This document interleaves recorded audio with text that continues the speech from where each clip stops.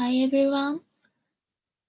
Uh, we are the presenter of ideology part, and I'm Chikami and Songhao and Yui. So we're going to talk about ideology part written by John Willett. And this is today's table of contents. First, I'm gonna talk about Japanese schools and ideology. And then next, somehow we'll talk about the ideological state apparatus. And finally, Yui will talk about the materiality of ideology. So let's begin my part. On page 34, line 10, you will find the sentence, "What do children learn at school?" When I read this article, I decided to focus on this sentence to analyze this article. In Japan, elementary and junior high school education is defined as compulsory education. What subjects are offered in elementary and junior high schools, which all citizens are expected to attend? According to the courses of study published by the Ministry of Education, Culture, Sports, Science, and Technology, there are major subjects such as mathematics, Japanese language, Japanese language, science and social studies, and minor subjects such as music, home economics, and so on. Within this group of subjects, I paid attention to the subjects of ethics, which is called dotoku in Japanese. In this subject, textbooks and workbooks are mainly used.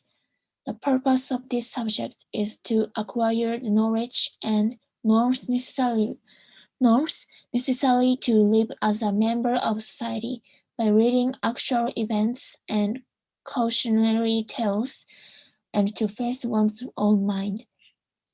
Ethics education originated around 1890s, before World War II, and used to be called shushin in Japanese.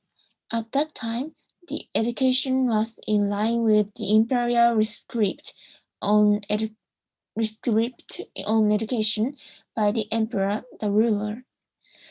And ethics education is designed to instill conscience, politeness, diligence, labor service, and patriotism. From this point of view, I thought that ethics is a clear example of ideology education as shown by the author. In the article, the author writes that ideological education in educational institutions is easy for the ruling class to use to govern the citizens. I felt that there was a commonality here with the tea ceremony in a way. Ideologies that emphasize conscience and politeness are now a part of Japanese culture. In contrast, consciousness and politeness are also very important in the tea ceremony, and I believe that the beauty of style established by these factors plays a part in Japanese culture. The only difference I felt was that ideology is used to govern society, whereas in the tea ceremony, it is recognized as a way of knowing how to entertain guests. So that's it for my part. Then I want to introduce the ideological state apparatus. Like Chikami introduced above, schools use ideology as a way to rule the society. Institutions like schools are typical example of ideological state apparatus, aka ISAs. ISAs is a concept that derived from the Marxist state apparatus theory, and those two can be easily confused. Actually, state apparatus or SAs and ISAs are quite different. The main difference between those two apparatus is the way that they use to achieve the goal. State apparatus involves institutions operated by the country, like the army, the police, and the prison. The similarities among them are that they all use violence. The country used violence to repress. However, ISAs do not involve in violence. The weapon of ISAs is ideology.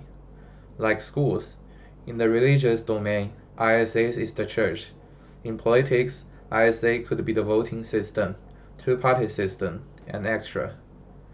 Then we could conclude some other differences between ISAs and SAs. The SAs need violence force, so only the country could legally use it. And we could say the SAs belongs to the public. Relatively, the ISAs are belong to the private domain. Like your family, the church you always go to, the school you are studying at, and the newspaper you are reading now. All these things are private. So you could see the amount of ISAs is much larger than the amount of SAs. The country could only have several armies, but could build up countless schools and churches. And we could even say that the ISAs are even rely on SAs. Things need to be noticed are that the definition of public and private is somewhat different here. People could think, for example, the newspaper is a public media, and schools are also open for many people, so they are not private. It's not defined by that. It doesn't matter how people realize those institutions are public or private, but depends on how they function. A private institution could perfectly use ideology to manipulate the society.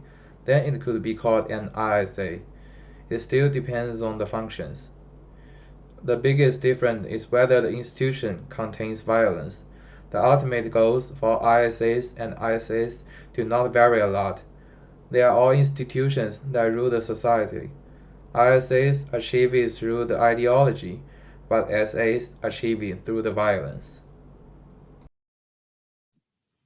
Okay, then I try to introduce two theses that they also explore to clarify his understanding of ideology. The thesis one is ideology represents imaginary relationship of individuals to their real condition of existence, which is said to be negative. And the second is ideology has a material existence, which is said to be positive but yet to be proved. Today I would like to focus on thesis 2, which is the materiality of ideology. This is the author's hypothesis that the souls of representation exist not spiritually but physically. I would like to explain it with example the author suggested in the text because I thought they are easy to follow. Then firstly, if the one believes in God, he or she physically acts in many ways, like going to church to attend mass, praying for God, confessing, or doing penance. Also, if the one believes in justice, once he or she feels their rights are violated by the nation or law, he or she acts in many ways, like trying to protest by signing petition, carry out demonstration, or dispatching their opinion or voices or something. Then through these examples, we can understand that our physical action is based on what we believe in our mind, or what we believe drive us to act in some ways physically. So the author argues that the ideological representation of ideology is itself forced to recognize that every subject must act according to his or her idea by believing in the ideas that their consciousness inspire, and then they accept freely. In other words, we must recognize that we have to inscribe our own ideas as a free subject in the action of our material practice. So I'd like to summarize that ideology exists in one's action, and the ideology is performed physically as material practice. And the practice is dominated by rituals within the material existence of an ideological apparatus. And he also said two conjoined theses that there is no practice except by and in an ideology, and there is no ideology except by the subject and for subjects. Then I tried to talk about how I can apply this thesis to my final project. As I am researching the legalization of active euthanasia and trying to clarify how Japanese people regard life or death, I thought what the author discussed in Thesis 2 can be useful to discuss how Japanese people affirm or negate the legalization of euthanasia. For example, in the countries where active euthanasia, or sometimes called assisted dying, is legal, such as Switzerland or Oregon State in the United States, it is said that general opinion to agree with the choice of euthanasia is based on individualism, the idea to prioritize each one's freedom of choice, even for the choice of how to end their lives. That means people believe in individualism or freedom of choice, so they propose the legalization of assisted dying for people who have no prospect for recovery or suffering with unbearable pain, both mentally and physically. And then the government reflects their opinion and legalizes the action. And then many patients choose to be euthanized.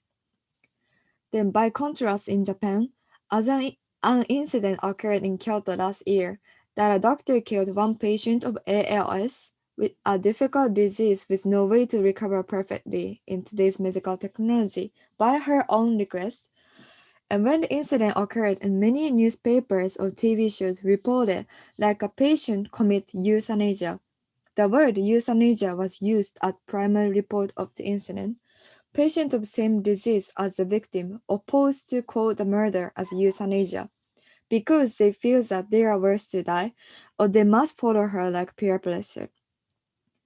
Although I cannot deny that there are people who wish or agree with legalization of the choice of active euthanasia in Japan today, I thought this phenomenon reflects one ideology of collectivism to sympathize with each other in one group and sometimes feel that they have to act same as other members who have same condition or feature.